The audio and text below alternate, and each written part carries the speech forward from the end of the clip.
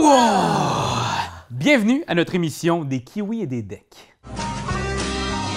Comment ça va? La vita est belle. Alors aujourd'hui, comme à tous les jours, on va analyser des decks de Keyforge et on va répondre à la question qu'est-ce qui fait qu'un deck de Keyforge torche des culs? Alors, Là, il y avait le générique d'ouverture. Comment ça va? Alors oui, on va ouvrir un deck de Keyforge que Raph vient d'obtenir, un deck en français. Oui, en fait, fourni par Asmodée. Ouais! Puis on va regarder si Asmodée il nous envoie du bon stock. Alors voilà, on va essayer de répondre à la question au premier coup d'œil. Est-ce qu'on peut voir si un deck va bien performer? Alors, on a une petite liste, un checklist de quelques trucs à regarder. Comme 5 affaires, mettons qu'on sait. Ouais. On s'est dit, il y a 5 choses à regarder sur un deck en partant. Ouais, et j'en mettrais peut-être un petit sixième. Il faut que tu checkes le nom aussi. Comment il s'appelle? Oui, il s'appelle TYX, Soldat du hasard. Nice! J'aime comment ça sonne. Puis pour vrai, le nom, ça a l'air de rien, mais si tu as un nom qui est drôle, ou qui est évocateur, ou qui est même badass, ton deck va quand même gagner en partant juste au niveau du jeu des noms boboches. Il peut même prendre de la valeur juste pour ça. Oui, puis en même temps, je me dis, le but de ce jeu-là, c'est quand même de faire peur à ton adversaire. Avec un nom comme le Soldat du hasard, tu sais pas à quoi t'en tenir. Ça se peut qu'il te gonne dans la gorge sans que tu le saches. Et là, la chose que tu dois checker en premier lieu, c'est quoi les factions dans ton deck. Là, j'ai Ombre, Indompté et le gosse. Alors, Ça te dit quoi, ça, Pierre-Louis? Déjà, tu sais, ça fait juste une semaine que le jeu existe, que le jeu a commencé à être joué en grand nombre, tu sais. Puis déjà, on a déjà des petits tops des factions. Donc, des factions qui sont légèrement, statistiquement avantagées parce qu'elles ont peut-être des cartes qui torchent plus ou... C'est ça, hein? Peut-être qu'on les connaît plus aussi. Peut-être Ben, qu'ils sont sortis plus dans ça. C'est vraiment, on a répertorié des parties qui ont été faites dans des magasins, puis il y a déjà sur Reddit ou sur des sites, si tu vas regarder, des petits des rapports statistiques sur les factions, puis il y a un top 3 des meilleures maisons. Puis tu sais, c'est pas grand-chose, là. Ça peut être à 52% du temps, cette maison-là gagne, comparé à 48%, mettons, pour les Bromnar. C'est pas grand-chose, c'est quand même un petit avantage statistique. Alors, le top 3 des maisons, c'est Shadows, que t'as.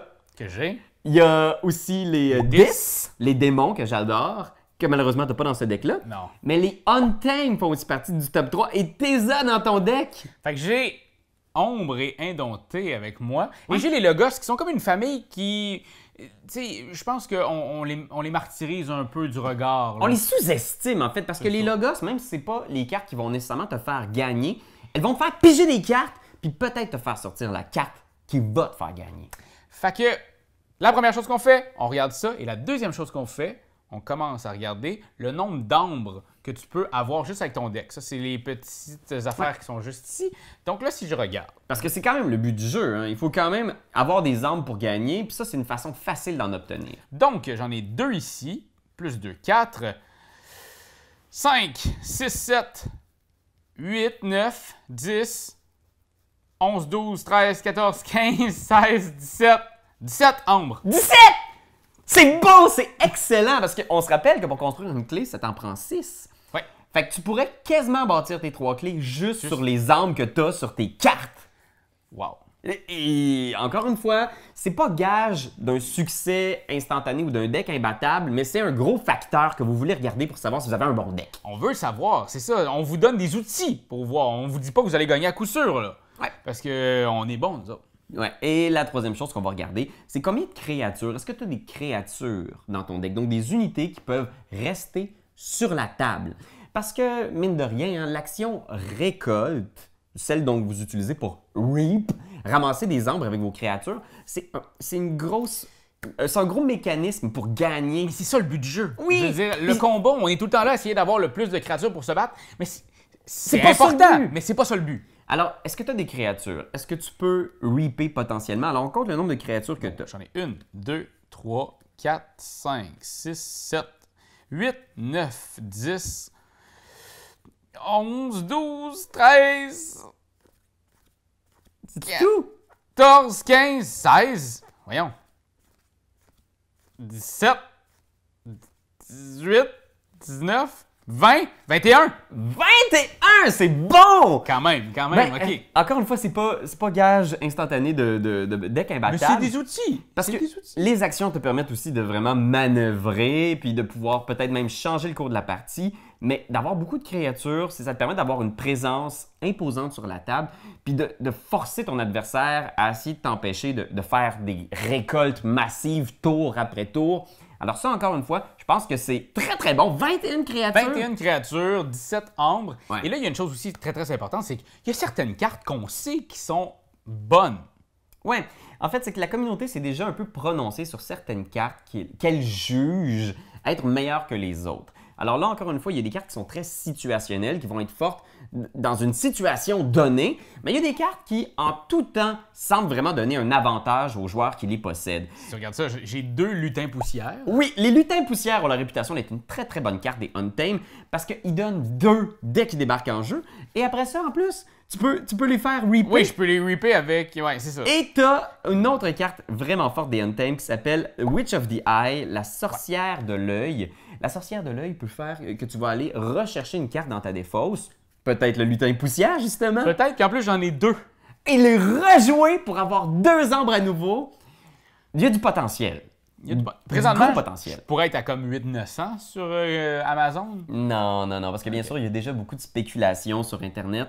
Entre autres, des decks qu'on appelle les decks de Horsemen, Ouais. donc qui contiennent des cartes de la maison Sanctum qui s'appellent les Horsemen. Il y a Horsemen de la famine, Horsemen de guerre. La communauté s'est rapidement prononcée pour dire que ces cartes-là, qui sont rares, premièrement, sont aussi très fortes, se combinent bien.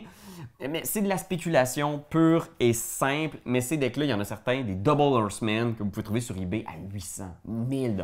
C'est ça, ça n'a pas trop de sens parce que, en gros, tu sais, le but du jeu, t'as bien beau savoir comment essayer de comprendre ton deck, mais c'est quand même de l'essayer. Plus Exact. tu essayes ton deck, mieux tu vas devenir. Fait que c'est vraiment comme Pokémon, il faut que tu entraînes ton deck. Exact. Puis c'est ça le 5e point. Si vous voulez vraiment être sûr que vous avez un deck qui est fort, qui est solide, vous n'avez pas le choix. Il n'y a pas de détour. Il faut l'essayer. Il faut le jouer. Et pas le jouer juste 1 ou 2 fois contre tes amis. Il faut que tu l'essayes contre de nombreux decks qui ont des combinaisons de factions différentes.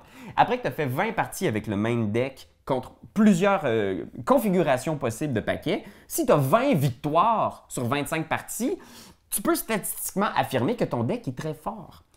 Mais si tu as un deck qui est pas fort du tout, Ouais, que si t'en que tu arraches. fais comme déjà là, il n'y a pas beaucoup d'armes, pas beaucoup de créatures, il y a quand même un esprit positif à tout ça parce que ça peut être vraiment génial d'essayer de comprendre comment faire pour que ça fonctionne parce que ça reste que les decks sont équilibrés. Oui, puis voyez-le comme un défi. Si vous avez justement un deck, c'est comme ah man, me semble, j'ai joué 5 games, je les ai toutes perdues, je vois pas de potentiel de combo. Ça peut être un défi dans votre groupe de faire comme moi, mon défi c'est d'en gagner une avec ça, de trouver c'est quoi la carte là-dedans qui peut faire que ce deck-là est pas si mauvais parce que dans le fond, c'est ça un peu. C'est aussi d'apprendre à tirer le potentiel maximal de votre deck. Voyez-le comme un défi. Puis même chose, si vous avez un deck vraiment puissant, vous pouvez donner comme défi à vos amis de trouver un deck qui va counterer. Ouais, c'est ça. Ouais, parce qu'il y a des combos assez solides. Parce que des fois, même si vous avez des bonnes cartes, il n'y a rien qui bat des bonnes cartes qui marchent ont une bonne ensemble, là. synergie. Ouais. Tu sais. Puis ça, tu le découvres en jouant. Fait que, Ouais.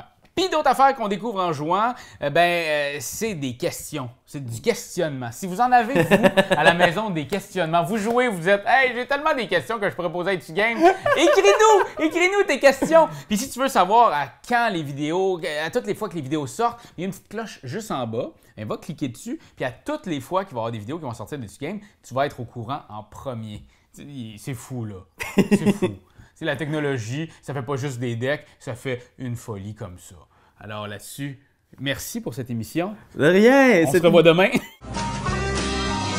Comment ça va? La vita est belle. Quand t'aimes quelque chose, tu donnes des bisous dessus. Mais comme c'est un ordinateur, tu donneras pas de bisous. Tu vas plutôt commenter, puis tu vas partager.